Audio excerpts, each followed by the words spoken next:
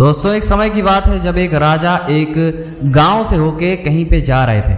वहां पे उन्हें एक बाबा दिखते हैं, एक बूढ़ा आदमी दिखता है। वह राजा उनसे बात करने के लिए नीचे उतरता है अपने घोड़े से। राजा को वह बूढ़ा आदमी बहुत ही भला और अच्छा लगता है और राजा जब उनसे बात करता है तो राजा उनसे इतना ज़्यादा प्रसन्न और प्रभावित होता है कि राजा उन्हें शाम में अपने महल में दावत देता है। राजा कहता है कि हम चाहते हैं कि आप हमारे महल में आएं और हमारे महल की शोभा बढ़ाएं और हमें बहुत ही अच्छा लगेगा। और ये बोलकर राजा अपने महल की तरफ वापस चला जाता है। उसके बाद रात होती है। रात होने के बाद वह बाबा टाइम के अनुसार पहुंचते हैं उस महल पे।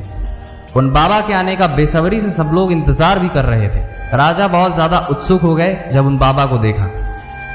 बाबा आते हैं, उनका अच्छे से स्वागत सत्कार सब होता है और जब जाने की बारी आती है, खाना वगैरह सब खा के बातचीत करके जब जाने की बारी आती है और वह जो बाबा होते हैं वह राजा से बहुत ज़्यादा प्रसन्न होते हैं। वह बाबा उस ताबीज़ को देते हुए कहते हैं जब तुम्हारे जीवन में बहुत ही ज़्यादा मुसीबत आ जाए तब इस ताबीज़ को तुम खोलना।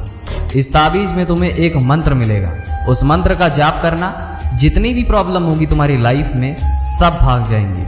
इसे अच्छे दिनों में कभी मत खोलना, इसे केवल बुरे हालातों में ही खोलना। जीने मरने पे जब बात आ जाए तभी इसका उपयोग करना, अन्यथा ये तुम्हारे लिए ही हानिकारक हो सकता है। ये कह के वो बाबा वहाँ से महल से चले जाते हैं आज्ञा के साथ। फिर कुछ समय बीतने के बाद पड़ोसी राज्य इन राजा के ऊपर हमला कर देता है, महल के ऊपर हमला कर देता है। दुश्मनों की जो सेना थी और संख्या थी वो बहुत ही बड़ी थी। इनके राज्य से भी ज़्यादा लोग उस राज्य से आ गए थे हमला करने के लिए। डेफिनेटली हारना तय था। तो राजा अपने महल के पीछे वाले दरवाजे से जंगल की तरफ भागने लगता है। जंगल में भागने के बाद उसे एक गुफा दिखती है, वह उस गुफा में चला जाता है। थोड़ी देर बैठने के बाद, थोड़ा होश में आने के बाद जब वो अपने आप को संभालता है तब उसे याद आता है कि बाबा ने मुझे एक ताबीज़ दिया था और कहा था जब बहुत ही बुरा वक्त आए तब इस मंत्र को पढ़ लेना। और जब वो अपनी ताबीज़ निकाल रहा था तभी दुश्मन देश के सैनिक की कदमों की आवाज़ आती है। राजा बहुत ही डर जाता है। वो सोचता है अब ये लोग मुझे पकड़ के जेल में डाल देंगे और मुझे मृत्यु की दंड दे देंगे। उसे याद आता है कि बाबा ने कह रखा था कि जब तुम्हारी लाइफ में तुम्हें कुछ समझ में ना आए, बहुत ज़्यादा मुसीबत आ जाए तभी इस मंत्र को पढ़ना। और मुझे लगता है कि अब इसको पढ़ने का सही समय आ चुका है। और फिर जब वह ताबीज़ से वह चिट्ठी निकालता है तो उसमें कोई जादू टोना टोटका नहीं लिखा था कि चमत्कार होगा, बादल फटेगा, सब लोग गायब हो जाएंगे, ऐसा कुछ नहीं था। बल्कि उस चिट्ठी में तो केवल 4-5 अक्षर ही लिखे हुए थे और उसमें लिखा हुआ था कि ये वक्त भी बीत जाएगा। और दोस्तों ये पढ़ने के बाद राजा के दिल को बहुत ही ज़्यादा सुकून मिलता है।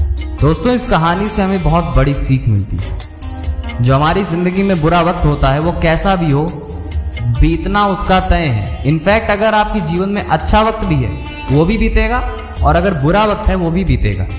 तो वक्त को लेकर कभी रोया मत करो। किस्मत और तकदीर और वक्त, ये चीज़ कब बदल जाए कोई पता नहीं होता है। दोस्तों इस कहानी से हमें 2 चीज़ सीखने को मिलती है कि अगर आपके पास बुरा वक्त है तो आपको सब्र करना है और कुछ नहीं। कितना भी बड़ा और कैसा भी बुरा वक्त हो, एट लास्ट वो कभी ना कभी बीत ही जाता है। और अगर आपकी ज़िंदगी में अच्छा वक्त चल रहा है तो अच्छे वक्त में आपको सारी ज़िंदगी जी लेनी चाहिए, क्योंकि ये अच्छा वक्त भी थोड़ी दिनों के लिए ही रहता है, ये भी बीत जाएगा। दोस्तों अभी के लिए बस इतना ही था। सुनते रहिए मोटिवेशन लाइन को। अभी के लिए जय हिंद, वंदे मातरम।